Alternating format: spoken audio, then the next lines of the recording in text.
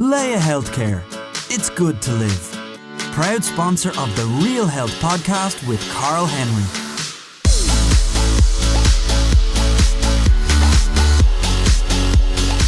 Hello and welcome to the Real Health podcast with me, Carl Henry, in association with Leia Healthcare. Folks, this week's guest is well known as one of Ireland's leading sports psychologists who's worked with elite athletes in boxing, athletics, rugby, Gaelic and lots more. But the truth is techniques and teachings are just as applicable to everyday life to help us all focus, cope and perform better. And I hope that from today's episode you'll come away with tips, content, tools that I'm going to pull from Gerry Hussey's brain as he's in studio with us in Independent House. Gerry, a very big welcome to the Real Health podcast. Thank you, Carl. It's great to be here. How's life? Life is very good, actually. Life is good. A new baby on the way. So I'm no way! Congratulations! I didn't know that. Thank you. I'm going into the great unknown myself. So that's amazing news. Yeah, we're delighted now.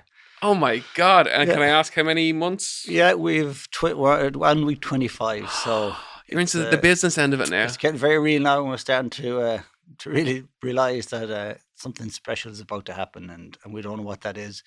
It's our first child, so amazing. Yeah, we're delighted, really delighted. Well, if I can give you one tip from a reasonably new parent, my son is he's a year now. Get as much sleep now as you possibly can, because we're at 12 months of basically no sleep. Yeah. So that's incredible news. Yeah, we're looking forward to. I think it's a gift, and please God, the baby's born healthy and well, and after that we'll figure out as we go. So we're not putting any great pressure on ourselves, but we're really excited. Amazing. Okay, well, look, I'm going to move this on. I want to chat initially about the work that you do with elite athletes, the kind of work that you do, the kind of athletes you work with, and how that's applicable to everyday life to our listeners who are listening in. So tell us a little bit about the athletes that you work with. Yeah, of course. I started almost 20 years ago now, working with Olympic boxing team, the Irish boxing team, and we were basically starting from scratch with a team or a sport that really had been underperforming for 20, 25 years. And Irish boxers we knew were physically strong, and we were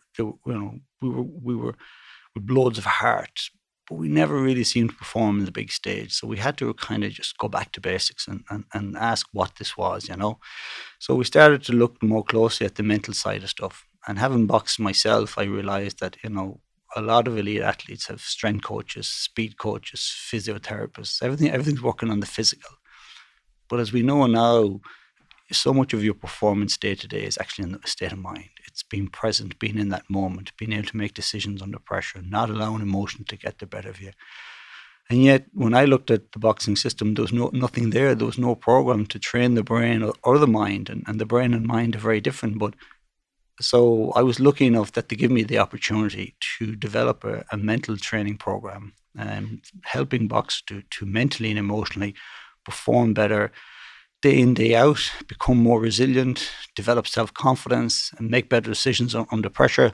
And I had an incredible time with the boxers. We were there for Beijing and London, and then that led to me working with the likes of Munster Rugby, and I got to work with some of my idols and people like David Gillick, the athlete, and I work with Olympic rowers, track cyclists, and it was really a fascinating time. But my passion is two things. One is there is no performance without health. So I've always been really interested in the connection between health and performance, because if you push an athlete hard day in, day out, week in, week out for 4 or 8 years, and then they get to Olympic Games and they get a cold, a flu or a virus, it's all gone out the window. So I've always been aware that we need people to be healthy. In order to perform, we need them to be healthy. We need to be physically healthy, mentally healthy. So if I was to try help the team not get sick, I had to start asking bigger questions. What is it that makes people get sick? And we think sometimes it's something that falls out of the blue and that we've no control over. But the more I started to research and asked professionals, there was gaps. Nobody seemed to know. Everyone seemed to just accept that it was almost bad luck. But I didn't want to accept that. I think that I believed at the time that we could be more proactive in managing our own health. So I started to research things around the impact of stress on sickness, the impact of our thoughts, the impact of our diet, the impact of our central nervous system. So if you're pushing athletes week in, day out, and their central nervous system is highly activated. If it's not being recovered well, the impact that has. So I suddenly realized things like sleep, diet, or thoughts, or rest have a massive impact.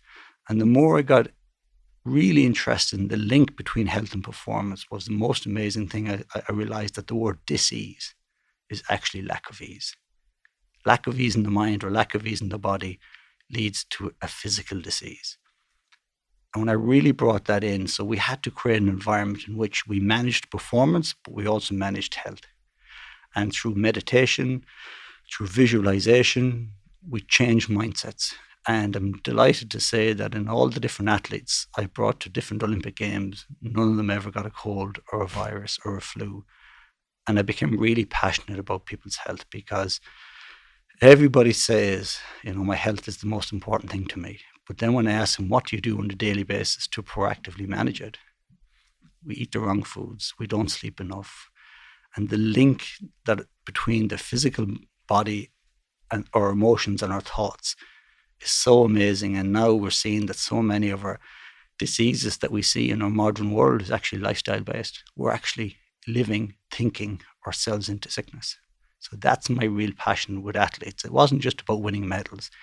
It was about allowing them to win medals on the biggest stages, but making sure that when they finished healthy and alive with a heightened sense of self-identity, a heightened self-awareness.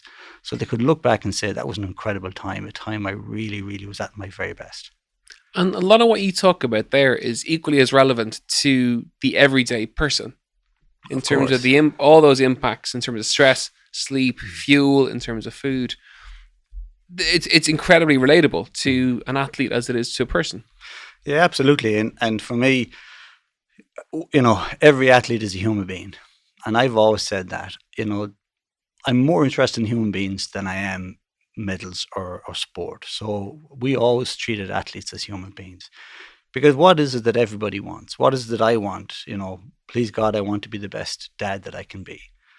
I'd love to think I'll be at my son's wedding if he gets married, or my daughter's wedding. I'd love to see I'll see my grandchild. And I have a role to play in that. The future doesn't just happen. It's actively created by the way I live my life now, the amount of stress, the amount of ease. So what I say to people is, the future doesn't happen. It's being created right now by the way you're thinking, the way you're eating. So sometimes with my clients, I'd get them to just close their eyes and replay. Look at the way you're living over the last 12 months, the speed at which you're living, the thoughts you're allowing run through your mind, the amount of sleep you're getting or not getting, the food you're eating. If nothing changed and you continue to live in that way, what does that look like in 10, 15 years' time? What does it look like in your physical health, in your mental health? Because I've seen, Carl, when people initially you start coming to me, they only came when their mental health broke down. And I think as health professionals, we can't be simply treating sick people. And I really got tired of seeing the human cost of when someone's mental health or physical health broke down. And if someone says, you have 6 months to live, everything changes. And then everybody says, I wish I could go back in time. So I became passionate. I'm not sitting in an office. I would need to get out and tell people, don't wait until your health fails. And realize that the stuff you do on a daily basis is creating that future. And that future is one of ease or it's one of dis-ease. And if you want to be at your daughter's wedding, if you want to see your grandchildren, you have a role to play in that right now. You're not a passenger in your own wellness. You actually can proactively manage it. So I think one of the key tips to begin with, if that replay that you replay in your mind over the course of the last 12 months is a negative one, or one that you see isn't what you want to see, it's about taking accountability. It's first and foremost, and that's the hardest part with me is I go into people one-on-one, or I go into a business and I observe the team and I observe the people, and then I have to sit down with somebody, and someone is sitting there and they're anxious and they're talking at 100 miles an hour and they're breathing very fast and they're drinking coffee and they're eating croissants and they're asking me to come in and find out what the problem is in the business. So I might be sitting with the CEO and I'm observing all of this heightened anxiety, this constant state of distraction. So I have to break the news to them. So they say, have you seen the problem, Gerry? And I'll say, yeah, I've seen the problem. Is it the HR department? No, it's not the HR department. Is it the legal department? It's not the legal department. So we keep going down. Eventually they start getting annoyed and say, well, where is the problem? And I'll say, do you really want me to tell you? And they'll say, of course I want you to tell me. So I said, the problem is you. Most of us have to realize that we are at least 50% of our own chaos. Viktor Frankl, in his book Man's Search for Meaning, has this incredible statement, and he says the last and most powerful of all human dignities is our ability to choose our response in any situation. So I am not my environment. My environment may be chaotic, but I do not need to be. I might be with somebody that's been angry and aggressive, but I don't need to be angry and aggressive. I have responsibility and accountability for my own response. And the hardest part for me is to sit in front of a client and say, do you really want to know what the problem is? It's you. What's the strangest reaction you've had to that? People say, who do you think you are? I'm not paying you to come in here and tell me I'm the problem. And people have different my wife Miriam, and we're very honest with each other, and she will often sit in front of me and say, Gerry, do you want to know what the problem is? It's you. And we'll all naturally resist it for a little while.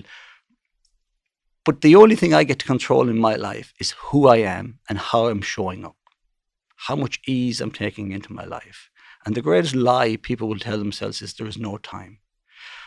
I realized a long time ago that life expectancy is 900 months, but we sleep 300. We have only 600 months on this planet.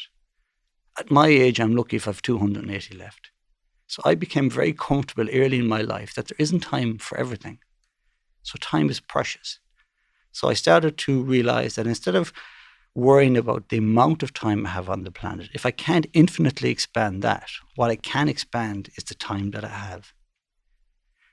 And we all know if somebody's had to wait 10 hours to find out if their child had leukemia, that feels like a lifetime. We know that we have the ability to expand time. And if we can become more present in our day, that 600 months can be expanded. Time can seem infinite. So what I say is, if your world seems fast-paced and unstable, it's not. It's just your mind, because time is one of the constants we have. There are 60 seconds in every minute. There are 60 minutes in every hour. It never changes, but our mind changes. And we can, when I started to study a long time ago, the first thing I did was the art of slowing things down. So with the boxers, we trained them to be in the ring and slow everything down. So it was like in slow motion. Of course, they won medal after medal after medal. It was like everybody else was in slow motion. So we see the world not as it is, but as we are. So once we start to slow our inner world down, everything slows. People say I haven't time to stop and breathe. If we stop talking here, Carl, for 60 seconds, and we just allowed the listeners to listen to 60 seconds of silence, it feels like a lifetime. So it's not that the world is full of external distractions. It's that we have an internal need to be distracted all the time, because we find it hard to sit in silence. We find it hard to ask ourselves hard questions like, am I really happy? Is this the life I dreamed? Do I feel loved? And I think a lot of people are desperately running from something, are desperately uneasy in silence.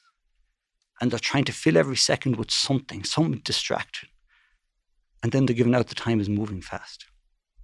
So for me, we have to stop telling ourselves lies. Time is not moving fast. So it's accountability. It's looking inside. Absolutely. And it's being truthful with yourself. The hardest thing is to be truthful with ourselves. The hardest part is to ask the question is, how is my response contributing to the chaos in my life? How am I allowing, we all make decisions around food. I did the best decisions. Around sleep. And it is hard to look at ourselves in the mirror. And I, no different to anybody else, I find it hard at times because I want to blame somebody else. But you have to keep coming back. Like Frankl says, I have to choose my response. I get to choose who I am. I get to choose from moment to moment how I choose to spend that. And for me, when I talk about the disease of distraction, the more distracted we get, time is just going 100 miles an hour. and we can't stop it. And it's almost like we don't know what month it is. The amount of people said to me, I lose track of time. And you should lose track of time for the right reason, because you're immersed in something beautiful, because you're present. If you're short on the amount of time that you have with a friend or with a child or with somebody, then what you have to do is make sure that the quality of that time is really important. If I had one message to your listeners, it's use each day as if it's a gift, because it is. And even when I say 900 months, there's no guarantee you have 900 months left. I ask people all the time, what are the 3 most important things in your life? And they will say, my children, my family, and my health. And then I ask them, what are the 3 things that take up most of your time? And they're looking at me. And in order to change, in order to make a simple decision to stop, to breathe, to change the fizzy drink for a glass of water, to get out for a walk, it's not about knowing what's right, because all of us know what we need to be doing, but we don't do it. And I think we don't do it because we lack a why. And the reason, a story I tell that explains the importance of having a powerful why is, I had a client who came to me, and she, a CEO of a large business, but her life was getting away from her. She wasn't spending enough time with her family. She was putting on weight. Her health was deteriorating. And I knew that she was now pre-sick. She was on the road to serious sickness. So we intervened, and we started around meditation and exercise, and things were changing and changing greatly for her. But every time she'd come in and meet me one-to-one, she was delighted with the way stuff was going. I'm losing weight, I have more energy, I'm sleeping better. And then she'd say, but how the cigarettes, Gerry? And I'd say, what about them? Do I need to give them? Oh, no. I'd say, no, keep going. She'd leave bewildered. 4 or 5 sessions, she'd keep asking, do I need to give up the cigarettes? I'd say, absolutely not. But she was getting more and more confused. So at the end of one session, she said, Gerry, what about these cigarettes? I said, what about the cigarettes? You said you loved them, and life is about love. So if you love them, do more of them. She said, that doesn't make any sense. I said, it doesn't make any sense because you're asking the wrong question. Your questions are around cigarettes. And when you think of cigarettes, when you say the word cigarettes, it triggers the neural circuits in your brain that knows everything about cigarettes, how much you love them, the feeling of the addiction, the feeling of the nicotine, and all the nice things. So you need to change your question. So she said, what do you mean? I said, how old is your daughter? She said, my daughter's 3. I said, would you like to be at her wedding? She said, of course. I said, if you keep smoking, you won't. And I got her to visualize being in the front row at her daughter's wedding and observing the daughter's dress and the man that she thinks she'd marry, and then zoning in on the face and seeing the emptiness in her daughter's face. I got her to visualize her daughter walking down the aisle on what should be the happiest day of her life and feeling her daughter's emptiness and sadness. And I got her to visualize the daughter getting into the wedding car, leaving for the church, and instead of turning right for the reception, turning left and going to the graveyard and kneeling at her grave. I got her to feel it, because it has to be sensory. I got her to feel what that would feel like, not just think about it. Now we're no longer thinking about cigarettes. So the neurocircuitry of the brain that thinks about cigarettes is no longer activated. We've activated a neurocircuitry in the brain that's to do with love, with our dream. We're no longer inspired by our memory of the past. I am a smoker. We're now inspired by our vision of the future. I am a mother and I want to be at that wedding. And when she saw the devastation that would cause, I asked her to open her eyes and I held out 20 of her favorite cigarettes. I said, do you want to smoke now? She said, no. So I said, you need to ask a better question. Every single one of us is only one question away from a major breakthrough. And that one question might be, am I actually happy? Is this the life I dreamed about? Is this relationship serving me? And people say sometimes, Gerry, those questions are very awkward. They're difficult questions. They're not. The question is just a question. The answer is what's difficult. But every single one of us, deep in our heart, we know what we want. We know what's serving us. We know what's running from us. And the only question I ask is, are you willing to spend the rest of your life running and hiding and accepting second best? Or can you see the magic in your own eyes? Can you remember what it's like to be free of doubt and to be passionate and full of energy? And would you not like to have a chance at living, really living this one short life? And for me, that's the gift. And whether that's an athlete that says, I need to go and fight in the Olympic Games, forget about the medal. If that's what you want, go after it, because you'll get one crack at this, and it's not a dress rehearsal. If you want to be at your daughter's wedding, then look at everything you're doing right now, every decision you're making around food and sleep, and ask, is that going to help me get closer to the vision of what I want? We need to be inspired by a vision of the future. And we all should have a vision of the future painted. We should all see the life that we want, the person that I want to be. Because if we're waiting for someone to give us the permission to be happy, or the permission to be healthy, or the permission to go after our dreams, that's never going to come. We're never going to get somebody else's permission, because everybody else has an agenda. So we have to honor our own humanity, and we have to honor our own time, and start making decisions based on the person that I want to be. You're listening to the Real Health Podcast in association with Leia Healthcare with me, Carl Henry. That ties into your key philosophy, or one of your key philosophies, I suppose, which is the win philosophy. Explain a little bit more about that. Yeah, I have so many different philosophies now, but WIN for me is very important. It's in order to win in life, we need to know what's important now. And it goes back to what I said about my ability to choose my response. Sometimes, let's say a pilot's in a cockpit of an aircraft and the wing falls off. He could spend the next 10 minutes thinking about, this is highly unfair. My uncle flew for airline for 50 years. This never happened. Why is this happening to me? And he can get lost in a narrative. And now he's emotionally responding to something that's not even happening outside. He's responding to a narrative and not the fact. Now that the wing falls off, that's something you can't control. But now you can control your response. So now that the wing has fallen off, what's important now? I need to shift the fuel. I need to alter the course. I need to plot a new runway. And if you're attentive to the stuff that you can control, then your likelihood of success is far better. And yet, so many of us spend so much time thinking and talking about stuff we can't control. So I would say to people, always identify what is in my control, what can I influence, and what have I no control over. Do not allow your energy to be sacked or sucked by things that you've no control over. And people who are accountable, people who are high performers, tend to put their time and energy into stuff that they can control. So WIN is what's important now. Even if whatever is after happening isn't what you expected, and it's not what you want. If it's happened, it's happened. So we have to accept it as happened and then quickly make a decision on how am I choosing to respond. So I suppose that ties in with, when you take away distraction, you take ownership, it ties into the flow state. Tell us a little bit more about that. Yeah, flow state for me, it's a state of consciousness. So we've multiple states of consciousness. So the one that we're all probably most aware of, unconscious or subconscious programs. Subconscious programs is something that I've learned, but it's something that I've learned in my experience as Gerry. So it's my past, that's my memories. So I believe I'm right-handed. So when the phone rings, I'm likely to answer it. The truth is I could answer with my left hand as well. So we start to limit ourselves based on the subconscious doesn't want different, it doesn't want change, it wants equilibrium. So it just wants you to do the same thing over and over again. Order the same coffee, go to the same coffee shop, do the same things, respond in the same way.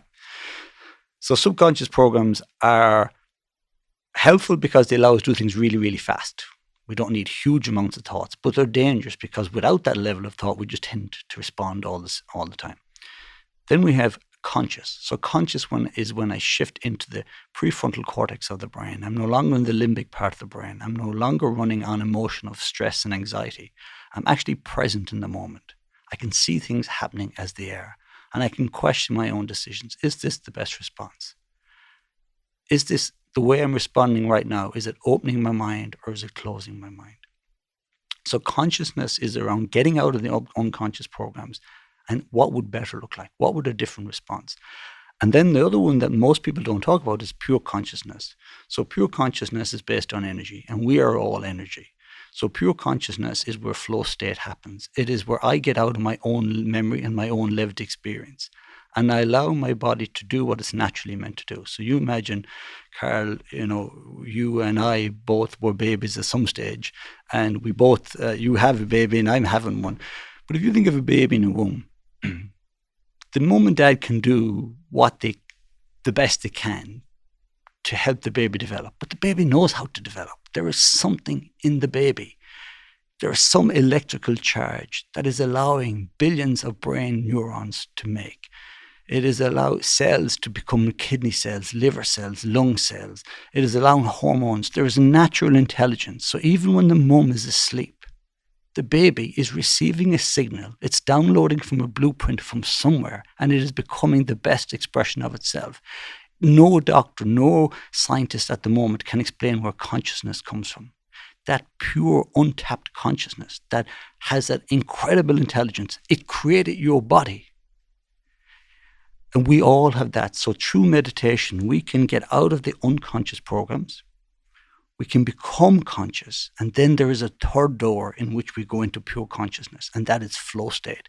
And in that flow state, you instinctively know the right thing. You see things fast because now you are not distracted by memories, fears, or expectations. You are simply responding with, or you're downloading from that natural intelligence. So you look at the most incredible songwriters, artists. I work with people who have wrote the most incredible songs in 20 minutes, but they might spend 2 days meditating. And when I ask them, where did that song come from? They have no idea. I work with a singer who, one of the most famous songs in the world at the moment, with some of the most beautiful lyrics, written in 8 minutes. And he had no idea where it came from. We can all tap into something different. It is a universal field in which all the great scientists would call, the quantum physicists would call it the quantum field. It has been known as the magnified field or the unified field. It is the field from which there is a signal that allowed you to create your own body. Imagine that intelligence. The billions of fibers that have gone into creating you. There is a natural intelligence at play in the unified field that has created the whole universe. The rhythm of the stars and the sky, there is something, now whether you call that God or life force or the unified field or quantum physics, call it the quantum field. But the flow state is when we leave our human experiences and all that is me, and I enter that which is everything, which is the magnified field. And in that field, I just instinctively know and see and feel things at a whole different, clearer, more powerful way. On a very basic level, could you call that the almost being in the zone? So, for example, if I'm running a marathon, or a prime example would be year before last, we did Race Around Ireland. So 2,200 kilometers, team of 4 became a team of 3, became a team of 2 from Kerry all the way around. There's one succinct part of that where towards the end, one of the last big climbs in Wicklow after 3.5 days of racing, I'm a slow descender, but I descended the best descent I've ever had. Yeah. And I can remember it. I was at one, this will sound really weird, but I was at one with the bike. Yeah. It was as if myself and the bike were one, despite the fact I hadn't slept in, maybe it was lack of sleep, but I hadn't slept in 3 days. But it was the best moments on a bike that I think I've ever had. Yeah. And it was beyond being in the zone, which you'd hit when you run in a marathon or whatever. You have that moment of time where it's effortless and you kind of cruise along. Yeah. It was beyond that. It was almost something quite spiritual, actually, in a sense. So is that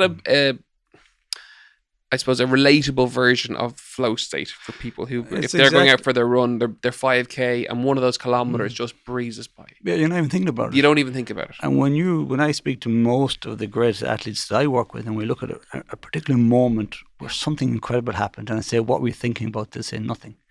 When we can leave our own mind, and the problem with the word mindfulness, we need to reverse that. It's mindlessness. So go back to the baby in the womb that is creating himself. What is he thinking about? What is he conscious of? He is allowing the universe to flow through him. Every single one of us are spiritual beings. We are energy. We are quantum energy. And this whole universe, now that we know, and the field of quantum physics has changed everything.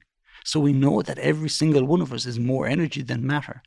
When you allow that unified field, that universal energy to flow through you, when you get out of your own subconscious programs, get out of your past, get out of your own thoughts, and you become one with everything that is, you realize that the same power that moves oceans is available to you. And the way I explain this, it goes back almost to the why. Sometimes I put a chair in front of a group of people I'm speaking to, maybe corporates, and I put a number of dumbbells on it, so maybe 25 kgs, and they're looking at this 125 kgs on the chair. So I ask 3 priming questions. Who goes to the gym every day? Few hands go up. Who goes to the gym every day and lifts weights? Very few hands go up. Who likes making a show of themselves in front of people? Everyone starts laughing. And then after priming, I say, hands up who thinks they could lift this chair. So no hands go up. And then I say, let me change everything, but by changing nothing. The chair is still 125 kgs. Your 3-year-old daughter, and maybe I can ask you this, Carl, because you're a dad. Your child is trapped underneath the chair. There's nobody else in the building. They're suffocating and will die in 10 seconds unless you can lift it 3 inches. Do you think you'd lift it now? You lift the chair. Why? Because the why is strong enough. Because why? Because there was no distraction. Because at that moment, you have tapped into a thing called love. You have tapped into a primal something that gives you a power that goes beyond the physical. We have to think beyond physical. We are spiritual beings having a physical experience, but we're not physical beings. We are more energy than matter. And we have to embrace that whole idea of, at the greatest times in my life, I wasn't thinking about anything. And the greatest musicians, the greatest songwriters, the people who wrote the greatest poems and greatest books have said, I have no idea where that came from. The more we try to do something, the more we overthink something, is the less likely we are to do it. So all I did with the athletes I worked with, I allowed them to be on the biggest stage in the world, doing what they loved in a flow state. And the medals just kept coming in. And every single one of us has the ability to get out of our unconscious programs, get into our conscious, and finally through meditation, through practicing things like non-attachment, non-judgment, non-striving, by opening our spiritual self, we enter another door into the magnified or the unified field. And when you're in that space, just like that parent who lifted that chair, it might be a day later, you'll say to me, Carl, how the hell did I lift that chair? And I'll say, I have no idea, but you did. So for your listeners, I want you to think about, what would the chair have to weigh before you wouldn't lift it if your child was trapped underneath it? And even a better question, what would the chair have to weigh before you wouldn't even try to lift it? And what in your life right now you're not even trying? What if you could tap into that love, that non-distraction, where you could physically and mentally turn up at your best for yourself? What could you achieve then? What's the life you could live? And that's the most exciting part. So the more we look towards the mind, we realize that the brain and the mind are 2 separate entities. Neuroscience is incredible. It has showed us so many great things that we need to know about the brain, but it still struggles to find out where consciousness exists. So the brain receives an electrical signal. It processes the electrical signal, and it communicates the electrical signal. But nobody knows where the electric signal comes from.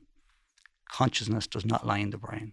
I think when you can start to embrace that fact, you realize then that we are energy fields. We have a magnetic field around us all the time. So our body is actually in our mind. Our mind isn't in our body. Our brain is responding to our mind. And when we fill that mind with freedom and connection to love and to self, and we get out of fear and we get out of our learned programs, it is amazing what we can achieve. And it is amazing the life that we can start to have for ourselves. And when we start to bring that level of ease into our life, it lowers cortisol levels. It lowers stress levels. Our central nervous system isn't as activated. And it's amazing the amount of health things that start to disappear. But when we're highly loaded and highly caught up in our own fears and our own worries, and our active central nervous system is overactivated, it's no wonder we start to get sick. Folks, every now and again we have a guest that comes on to the Real Health podcast that shuts me up, where I actually say about 10 words in the whole interview. This has been one of those very rare interviews, and that only happens when we bring in people who are the best in their field, who can fill 30 minutes of airtime themselves without very little intervention from me as the host. I've been sitting here, as have the rest of the team in the studio over the course of the last 35 minutes or so, transfixed in some way, shape, or form, because the content, the way you deliver it, has been just so well done. And even as you talk about the questions to ask yourself, you're almost half asking yourself while I'm listening to you, which is very weird. But however, what I am going to do is, we've only ever done this once before, and I'm going to call it now, is the fact that this is going to be episode 1 with Gerry Hussey. If you'd agree to come back into us in a couple of weeks' time, maybe 6 to 8 weeks' time, we're going to give you homework from today's episode, which is to have a listen and to the episode, like really listen to it, implement and ask some of those questions that Gerry's been talking about, and do your homework over the course of the next couple of weeks by putting the time into asking the tough questions. And then we'll build on that with another episode in a couple of weeks' time.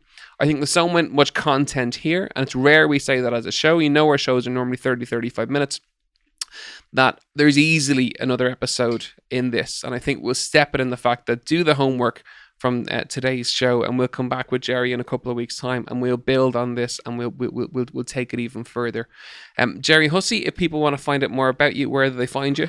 Yeah, the easiest place is soulspace.ie. That's the business I'm most committed to. Myself and my wife Miriam, and we have a series of events called Soul Sundays. So our website is soulsundays.ie or soulspace.ie, and people can see the type of stuff I do and contact me direct and anytime. And as you can see, I'm just passionate about this, and I'm passionate about health. So if I can help any listener in any way, I'd be more than delighted to do so. Amazing. And your Instagram account? At Gerry Hussey. I had to think for a second. It's at Gerry. I got to put you on the spot. Folks, a deep, thoughtful, powerful episode of the Real Health Podcast in association with Leia Healthcare. I think you'd agree. And I also think you'll agree with getting Gerry back in studio is going to be of massive benefit to all of us in a couple of weeks' time. As ever, you know where we are. It's realhealth@independent.ie, at Carl Henry PT on Twitter and on Instagram. And next week, we are going to announce the winners of our rate and review competition for the 5 copies and 5 different listeners who will receive them, who will win the competition. We'll announce all that in next week's show. Have an amazing week. Have a week of thought and processing and doing the hard work. And listen back to the ep at any stage if you need to. I really hope you enjoyed that. I know I certainly did. I've been trying to get Gerry in for a very long time. He'll tell you that. I've been hounding him. And I'm delighted to eventually have got him here. He's an incredible guy. I've seen him present and I've seen his stuff. And we're delighted to have him in studio in the Real Health Podcast today. Gerry Hussey, thank you so much. Thank you very much, Carl. Thank you.